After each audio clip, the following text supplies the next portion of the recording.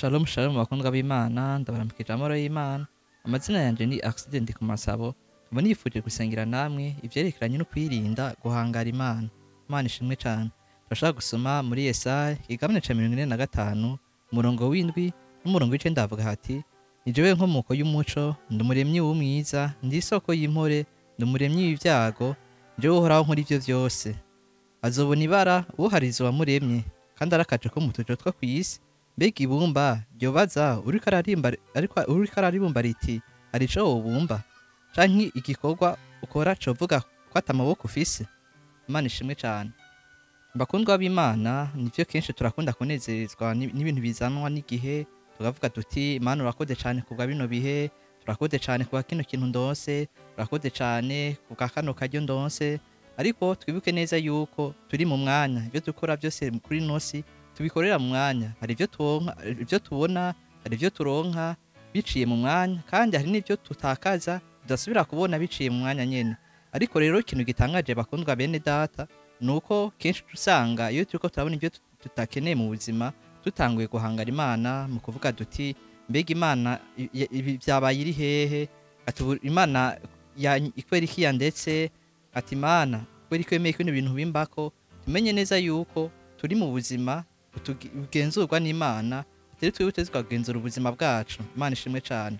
Bakundwa bene data, turakwiye gutahura neza yuko Imana ari yo igena ibintu, ari ibikomeza, ari ibikuraho, nk'uko ibihe vyama bisikanya n'ibindi, nk'uko umunsi wagizwe n'umurango ukagirwa n'ijoro, kugira ngo utahure neza yuko ibintu ntivyama bigenda nk'uko dukeneye. Ibintu birahinduka, kugira ngo ntidushire umutima ku bintu, ahubwo dushire umutima ku Mana, ntituyihangare mu kuvuga duti Imana yarampemukiye, gati ibintu kwera iki Mana wemeye ko biba.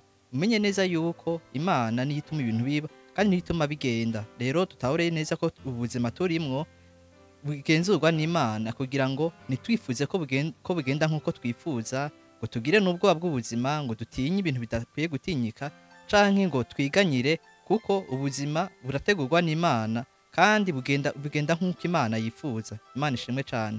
Bakundwa b'Imana, biratangaje kandi birateye isoni uko n'abantu twubahuka izina ry'Imana, tukavuga duti Mana iyo uba hano ibintu ntivyari kuba.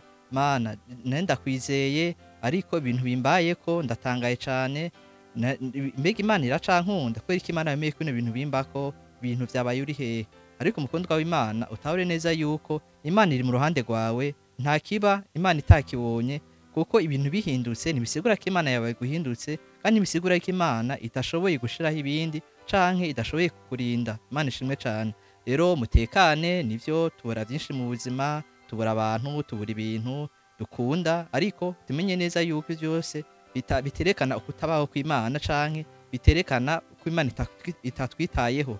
Urukundo rw'Imana rurengeye ibintu, urukundo rw'Imana ruhorana natwe, naho ataco twaba dufise. Twavuye mu busa dusubira mu busa, kuko imbere y'umwanya twariho, kandi n'inyuma y'umwanya tuzobandanya tubaho, kugira ngo dushire umutima ku bihe, ngo tunabitinye tuvuge duti Mana ndinda ivyago, Mana ndinda ibintu bibi. Umenye yuko n'ivyo bintu bita bibi Imana itabibona kubi, kandi ibintu byose bita ibigoye Imana yo itabona ko bigoye, kuko n'ibintu bihinduka, n'ibintu bigenda biciye mu mwanya Imana yaremye ubwayo, nkuko yavuze iti ni jewe nkomoko y'ivyiza, na jewe nkomoko y'ibintu mwitwa mwebwe bibi, kugira ngo ntihazagire umpangara avuga ati Imana kweri ko ibi bintu byagenze gutya, kweri ko ibi bintu utabigendeje nk'uko nifuza, kweri ko ibi bintu nifuza jewe bitakibandanyije nk'uko nifuza. Umenye yuko wewe uri bumba riri mu maboko y'umubumvyi, kugira ngo ntutegeke uriko arabumba gatukwiye kubumbuku, canke uvuga uti mbega ibi bintu bikwiye kugenda gute. Imana ishimwe cane, kuko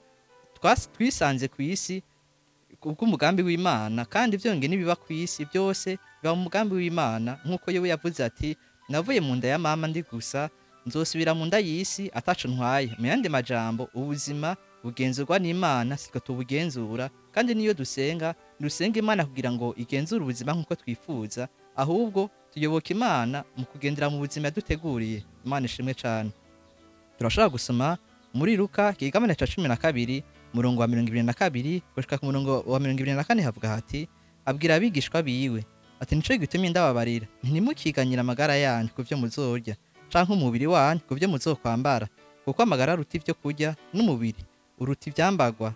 Nimwitegereze ibikona ingene bitabiba ntibishwabure ntibigire ububiko canke ikigega, kandi Imana irabitunga. Erega mwebwe muruta ibisiga cane.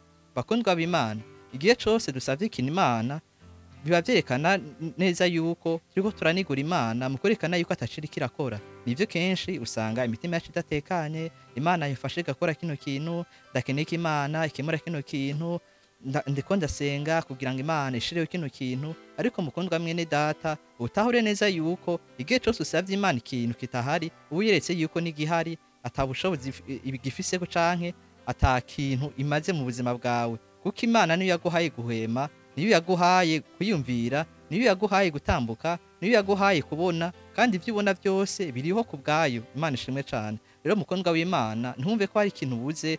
Nivyo kenshi turakunda kuvuga duti dukwiye kwisonzesha kugira ngo Imana ishobore gukemura kino kibazo, ikore kino kintu tutifuza. Nivyo mwene data ndagushigikiye, kuko nawe wifuza kubona impinduka mu buzima, ariko utahure neza yuko nivyo nyene usanzwe ufise nivyo muri ivyo nyene ubona bitagenda neza, ukwiye kubishimira Imana. Imana ishimwe cane. Rero mukundwa w'Imana, ntusubire kwiganyira, ntusubire guhangara Imana, ntusubire kubahuka kwerekana yuko ari ikintu kitagenda neza Imana ikwiye gukora, kuko n'ivyo ufise canke n'ivyo ubayemwo niyo yabikoze, kandi n'ivyo utakibona ntivyerekana yuko Imana itakiriho kwera utakibona ivyayo. Imana ishimwe cane. Mukundwa w'Imana, ubandanye ugendana umutima utekanye, ushima ivyo ufise, ushima Imana mu munezero, wongere ushima Imana no mu mubabaro, kuko Imana ni Imana y'ibihe. Ibihe birahinduka, ariko Imana yo ntigere ihinduka biciye mu bihe bihinduka. Ukomere, kwizera kwawe gushingire ku Mana, ntigushingire ku kintu na kimwe, ukomere mu Mana. Bakundwa bene data, ndabashimiye cane ukuntu mudukurikirana. Kenshi ndanezerwa cane ukuntu muramunyandikira muvuga muti turadutahura cane ivyo twigisha, kandi birahindura ubuzima bwacu. Nanje nico mparanira, kugira ngo ubuzima bwanyu bushobore guhinduka biciye mw'ijambo ry'Imana, kuko ijambo ry'Imana rihari kugira ngo rishobore kuduhindura. Mwakoze cane bakundwa b'Imana kudukurikirana. Ku bantu batahora badukurikirana, murashaka kudukurikirana ku mbuga zacu zitandukanye za Spirit Voice, God's Voice. Murashaka no kudukurikirana ku mbonesha kure Holy Mountain TV. Imana ibahezagire kubana namwe, vyatubera umugisha. Mwakoze.